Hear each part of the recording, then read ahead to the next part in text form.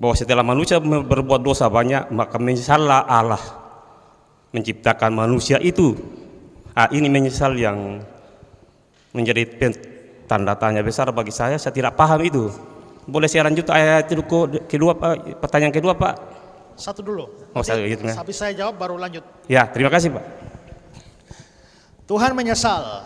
Menurut Kejadian 6 ayat 6, lalu menyesallah Tuhan. Kita aneh ya. Kok Tuhan kok menyesal? Orang yang menyesal itu biasa orang tidak tahu apa yang terjadi di depan. Saya tidak tahu, saya maju, ternyata kena batunya, saya nyesal. Mana mungkin Tuhan yang Maha Tahu bisa menyesal? Tentunya kita sudah mendengarkan bagaimana cuplikan videonya. Ada satu pertanyaan yang cukup menarik ditanyakan kepada Pendeta Esra Soru terkait tentang konsep ketuhanan di dalam kekristenan. Kenapa Allah di dalam kekristenan bisa menyesal setelah menciptakan manusia? Karena manusianya terlalu banyak yang berbuat jahat. Bukankah ini sesuatu yang tidak masuk akal? Allah menyesal menciptakan manusia karena manusia ini terlalu banyak yang berbuat jahat, seolah-olah Allah itu tidak mampu mengendalikan ciptaannya. Yang lucunya di dalam kekristenan, pertama Allahnya menyesal menciptakan manusia, seolah-olah menunjukkan lebih hebat manusianya daripada penciptanya. Yang kedua, hanya di dalam kekristenan, Tuhannya disalibkan untuk menebus dosa manusia. Jangan kemana-mana dulu karena kita akan mendengarkan bagaimana jawaban dari Pendeta Esra Soru. Selamat menyaksikan. Terima kasih. Nama saya Theo Mangape dari Jemaat Mepoko Aso. Saya sangat bersyukur dan terima kasih pada Tuhan bahwa Bapak sering saya lihat di YouTube, tetapi sekarang baru saya lihat aslinya. Bukan karena secara kebetulan, tapi ini semua adalah karena rancangan Tuhan, sehingga kita boleh dipertemukan. Pertanyaan saya begini Pak, sudah dijelaskan tentang konsep-konsep dosa, konsep penebusan, konsep keselamatan, dan Bapak tunjukkan semua ayat-ayat yang mendukung tentang konsep-konsep itu. Kami sudah paham semua itu, khususnya untuk konsep dosa, dan itu salah satu konsep dosa yang kami baca di dalam Perjanjian Lama, yaitu dari Kejadian pasal 6.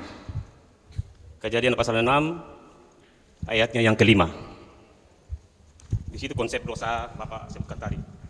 Tetapi setelah saya baca seterusnya di ayatnya yang ke-6, ada satu ayat di situ yang sangat mengganjal saya. Tolong Bapak jelaskan secara Alkitabiah, karena kami ini adalah sangat awam mengenai pengetahuan Alkitab. Bahwa setelah manusia berbuat dosa banyak, maka menyesallah Allah menciptakan manusia itu. Ini menyesal yang menjadi tanda tanya besar bagi saya tidak paham itu. Boleh saya lanjut ayat kedua Pak? Pertanyaan kedua Pak. Satu dulu. Habis saya jawab baru lanjut. Ya, terima kasih Pak. Tuhan menyesal. Menurut Kejadian 6 ayat 6, lalu menyesallah Tuhan. Kita aneh ya. Kok Tuhan kok menyesal? Orang yang menyesal itu biasa orang tidak tahu apa yang terjadi di depan. Saya tidak tahu, saya maju, ternyata kena batunya, saya nyesal. Mana mungkin Tuhan yang Maha Tahu bisa menyesal?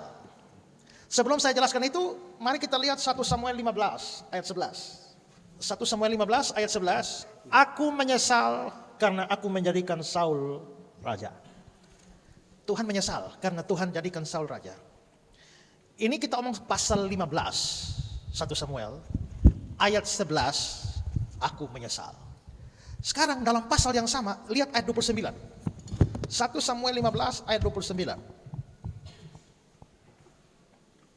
Lagi sang mulia dari Israel tidak berdusta, dan dia tidak tahu menyesal, sebab dia bukan manusia yang harus menyesal.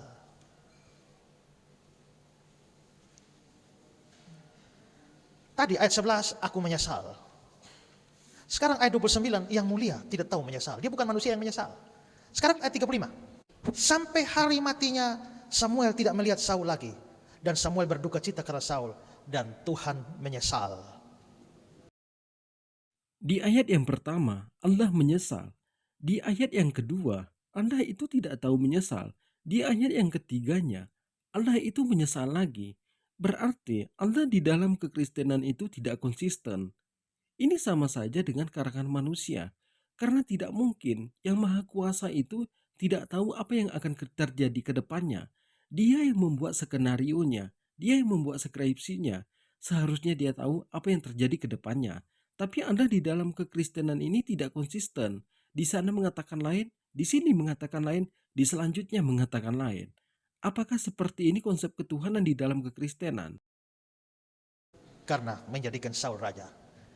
Dalam satu pasal, ayat 11 bilang Tuhan menyesal, ayat 29 Tuhan tidak tahu menyesal, ayat 35 Tuhan menyesal lagi. Kayaknya ini Alkitab bertentangan ya? Tidak. Begini, di dalam Alkitab itu ada satu, kalau kita studi lebih dalam soal bahasa Alkitab, itu ada satu bahasa Alkitab yang disebut sebagai bahasa antropomorfis. Antropomorfis itu dibagi dari dua kata, antropos itu manusia, morfe itu gambar. Jadi antropomorfis itu artinya digambarkan seolah-olah manusia. Sekarang, saudara percaya Tuhan Allah itu maha hadir? Apa artinya maha hadir? Hadir di mana-mana. Tuhan ada di langit? Tuhan ada di bumi? Maka Tuhan perlu turun dari langit ke bumi atau tidak? Tidak perlu. Kenapa? Karena dia di langit dan di bumi juga kok. Dia tidak perlu turun. Bagi pendeta Isra Soru, ayat ini tidak bertentangan, meskipun ayatnya mengatakan sangat berbeda apa yang dikatakan di awal dan di akhir. Pertama mengatakan ke belakang, yang kedua mengatakan ke depan, yang ketiga mengatakan ke samping, yang keempat mengatakan ke atas. Itu kata pendeta Isra Soru bukanlah suatu bertentangan. Kemudian pendeta Isra Soru mengatakan, Allah itu tidak perlu turun ke bumi karena dia ada di mana-mana. Ini sama saja membuktikan bahwa Yesus itu bukan Tuhan. Dari ucapan pendeta Isra Soru sendiri. Jadi Yesus itu hanya utusan untuk kaum Bani Israel. Seperti yang tertulis di dalam Alkitabnya. Aku hanya diutus kepada domba yang tersesat dari kaum Bani Israel. Berarti di sini menggugurkan ketuhanan dari Yesus. Lalu kenapa mereka ini menyebutkan bahwa Yesus itu adalah Tuhan? Kemudian kematian Yesus itu di atas kayu salib. Pertama menebus dosa manusia. Yang kedua menghilangkan kutukan. Yang ketiganya membatalkan hukum Taurat. Sementara Yesus itu tidak pernah mengatakan memberikan pelajaran kepada pengikutnya bahwa melakukan penebusan dosa, menghilangkan kutukan, apalagi membatalkan hukum Taurat. Yesus mengatakan, "Aku bukan untuk membatalkan hukum Taurat." Ayat yang jelasnya, aku bukan untuk meniadakan hukum Taurat, tapi aku melengkapi hukum Taurat. Tapi datang Paulus yang tidak pernah bertatap muka dengan Yesus mengatakan, dengan tersalibnya Yesus di atas kayu salib, pertama Yesus menebus dosa manusia. Kalau kita bertanya kepada pendeta, kepada siapakah Tuhannya menembus dosa manusia? Karena bagi mereka Yesus ini adalah Tuhan. Dan ketika Yesus ini disalibkan, kepada siapakah Tuhan mereka ini menyerahkan nyawanya? Bukankah manusia itu diciptakan oleh Tuhan? Bukankah pemegang itu adalah Tuhan? Tapi kenapa Tuhannya disalibkan untuk menebus dosa manusia? Jadi mungkin cukup sekian, semoga bermanfaat. Assalamualaikum warahmatullahi wabarakatuh.